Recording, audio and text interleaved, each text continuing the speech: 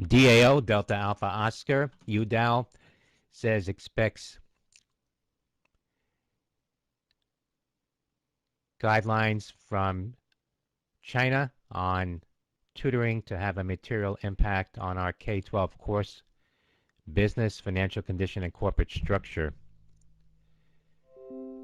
That's Delta Alpha Oscar. FLOW, Foxtrot Lima Oscar Whiskey, SPX Flow, announcing exploration of strategic alternatives.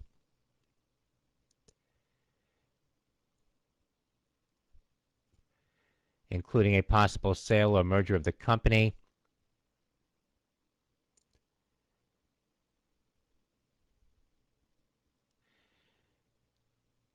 SPX Flow previously rejected offers from Ingersoll Rand up to $85 per share. That's Foxtrot Lima Oscar Whiskey, FLOW.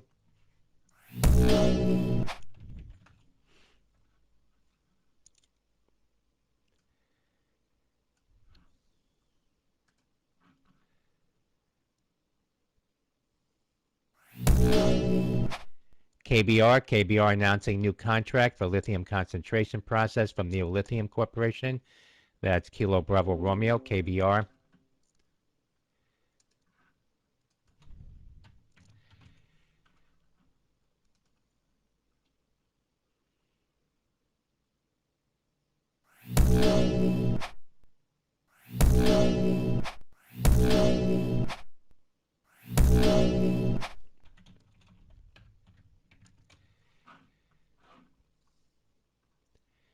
NWHM, New Home Company, announcing preliminary revenue of $135.9 million versus $77.8 million in Q2 2020. That's November Whiskey Hotel Michael.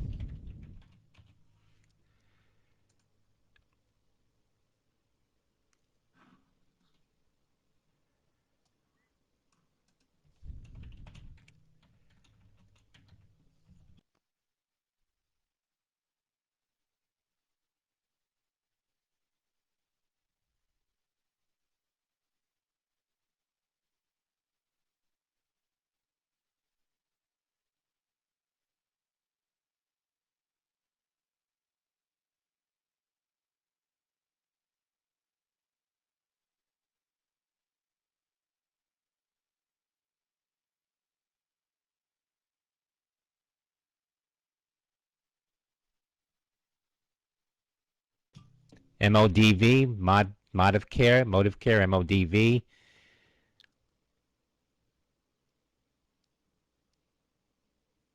Company signed an agreement to acquire Care Finders for $340 million. That's Michael Oscar Delta Victor.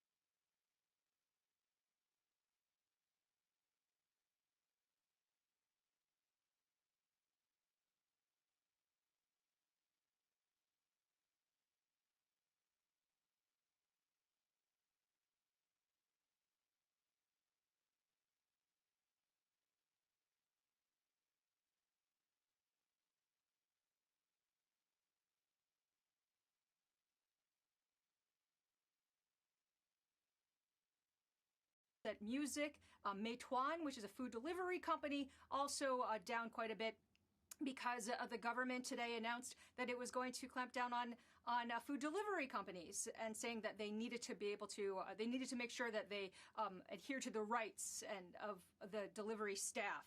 So all of that, of course, affecting sentiment. And then separately, the U.S. China talks appear to be off to a very rocky start. As you guys well know, the U.S. Deputy of State, Wendy Sherman, is in Tianjin, nearby Beijing, and it sounds as though she got an earful from her Chinese counterpart, who essentially had described the Biden administration's focus on competition as like kind of a guise to try to suppress China.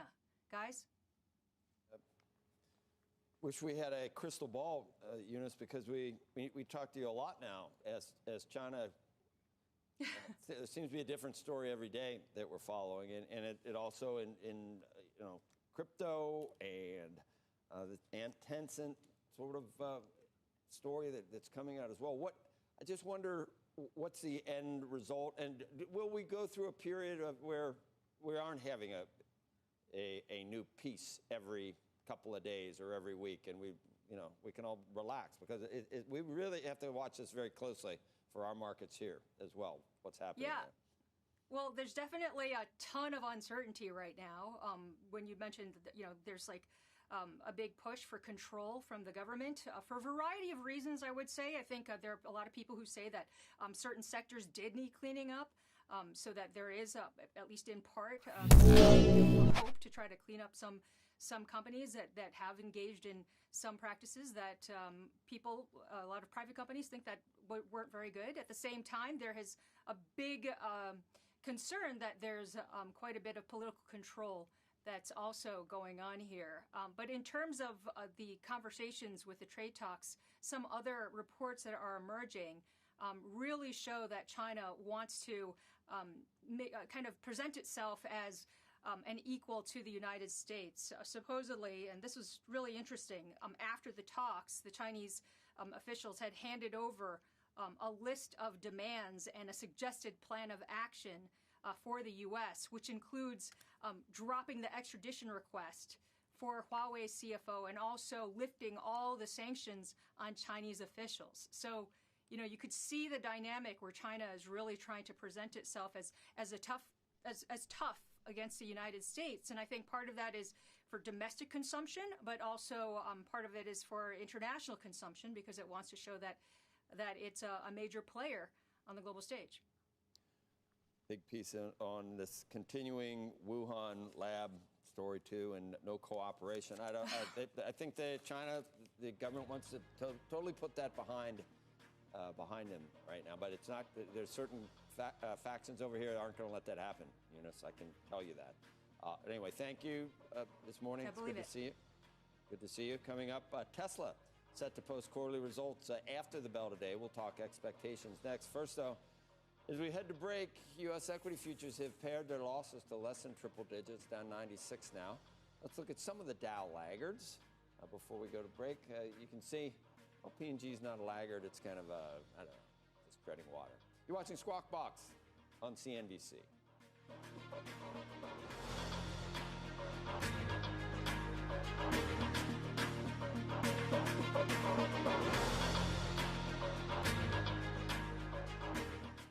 Your mission: stand up to moderate to severe rheumatoid.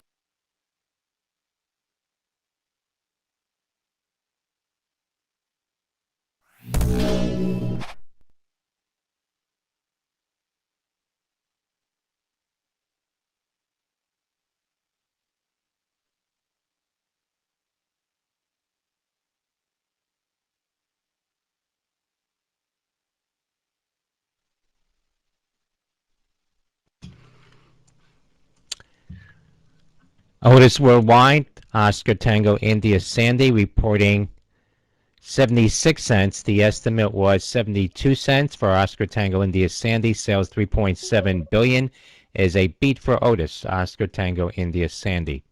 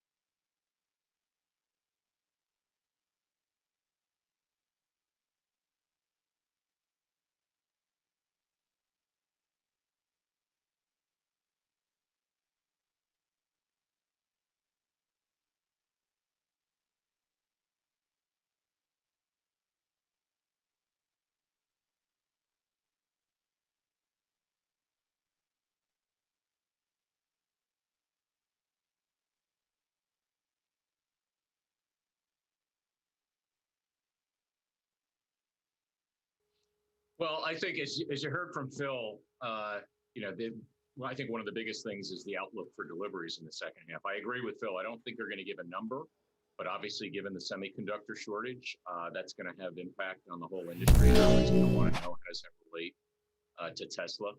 You know, I think there'll be a lot of attention on the gross margins, and I think the reason for this, Andrew, is their mix should be better in the quarter. And what I mean by that is they're really ramping up their Model Y production, and they're able to attain higher revenues on the Model Y than the Model 3, and they have about essentially the same costs because it comes off the same platform. So I think that's going to be another focus, particularly because right now they make their money on selling CO2 tax credits to other automakers. So improving that automotive gross margin and showing progress around there, I think is going to be on the tops of minds for a lot of investors. Where do you think things stand in terms of? I mean, we've talked about the market share on a long-term basis, but where do you see Tesla now relative to everybody else, and how far ahead are they, or are they not? Well, they continue to dominate the EV segment, but their share is starting to erode. And you know, I think you mentioned it earlier. Through May of this year, the EV sales are up about double. The overall industry is up about 30 to 40%. So you're seeing the pie, if you will, get bigger. That is good for Tesla, because even though they have more competitors now, they essentially had the market to themselves, and now they have competitors such as Ford and Hyundai and VW selling electric vehicles. Their share is coming down, but their volume is going to continue to grow because that pie is going to get bigger. And also, at the same time, they're adding more capacity with the new plants, and every product that they're coming out with is incremental to the product lineup. And so that's going to bode well for them, even though their share will come down. And listen, they had the market to themselves for a long time. Now they have some competition, and the key is the overall pie growing, and that's going to be good for Tesla. Well, that was the other question I was going to ask, is we talk about the EV market. Is that the market, or is the TAM, if you will, really just cars? Period. Well, I think the TAM is to your point, is the whole market. Right now, the EVs represent about 2.3% of the total industry. So it's still very, very small. But you have to look at the products that are coming into the marketplace, right? The reason that share it has grown versus last year and will continue to grow is, first, you're going to have more models. Over 100 models are going to be introduced of EVs in the next 2 years. You have more body styles available for customers and at different price points. So, it is the entire market. And that's, I think, what investors look at. They look at that TAM, they look at the growth of EVs in general, and then they look at Tesla's pretty dominant position today. And that's what's going to drive it. Mark, I don't know if you can see the screen right now, but we're listing a bunch of electric vehicle companies, including Lucid, by the way, which just closed this SPAC transaction. And I'm curious, and this goes maybe back to the TAM issue. You have all these startups in this space, and the question is, how many of them are going to fundamentally be able to disrupt the legacy players, or whether you believe long-term so many of these legacy players will just be in this business? Well, I do think the legacy players or the established players, they're coming out with very credible products now. You look at Ford with the Mach-E, you look at Volkswagen with their ID4, Hyundai's come out with their Ioniq. So you're seeing these established OEMs bring their full game from a product execution standpoint, on top of their ability to drive costs down, come out with quality products. I think in some of the new startups, listen, there will be more losers than there will be winners.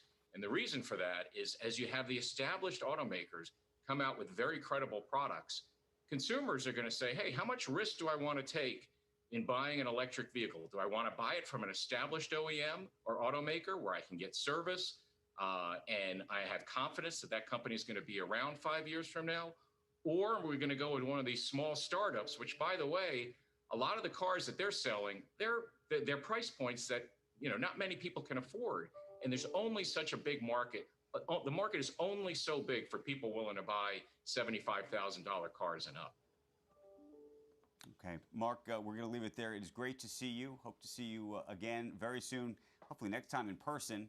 And we should mention, as we just noted before, in electronic vehicle news, we're going to do an interview. It's going to be a first on CNBC interview right here with Lucid Motors CEO Peter Rawlinson. It's coming up in just about 2 hours, a conversation you don't want to miss as they complete their deal with Churchill as a SPAC. Joe? Yep. And we had a car there last week.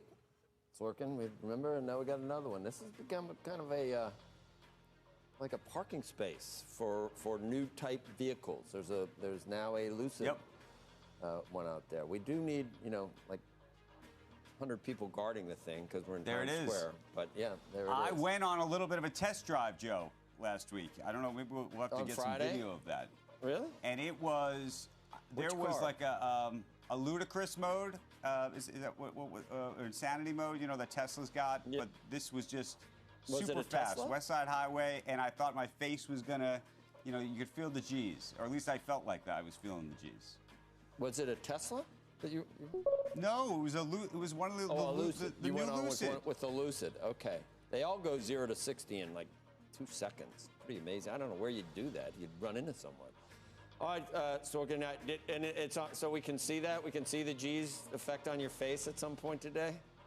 I don't know if we were able to capture that exactly, and I don't think it looked anything like Jeff Bezos or Richard Branson's face going up to space. So I don't want to get zero. I don't want to overstate. Yeah, I don't want to overstate the effect. Okay. All right. Coming up, why some young professionals are reportedly reconsidering traditional work on Wall Street. It's hard, long hours. First, though, as we head to break, check out some of the morning's biggest pre-market movers. We'll be right back. They're down.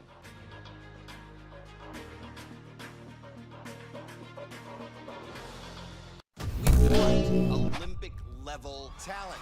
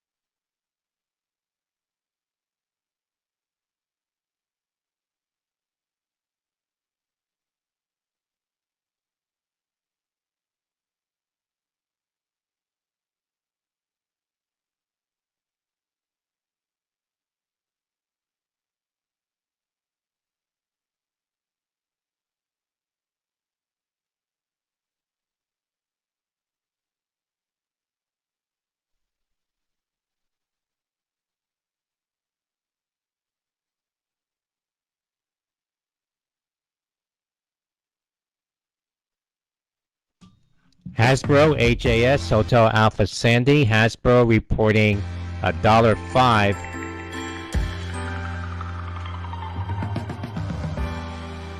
The estimate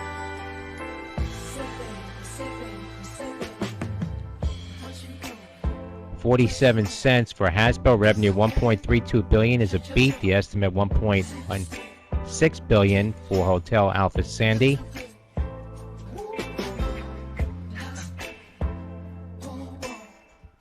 Perkin Elmer PKI to acquire BioLegend for $5.25 billion. That's Bravo. That's Papa Kilo India PKI.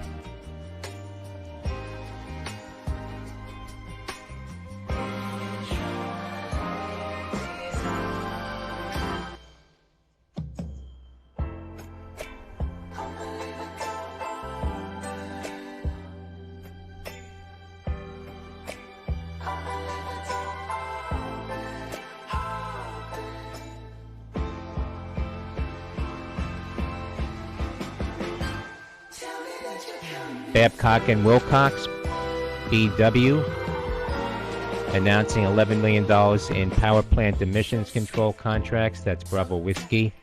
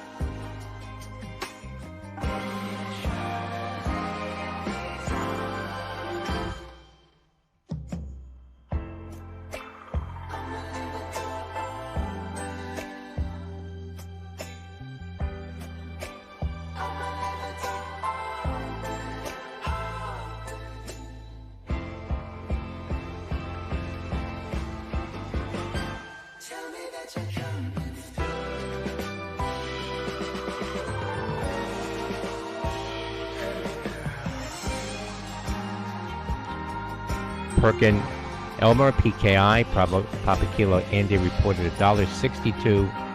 Correction on that. Reported $2.83 in earnings. Estimate $2.41. Sees Q3 adjusted earnings of $1.62. That's Papa Kilo India. Perkin Elmer.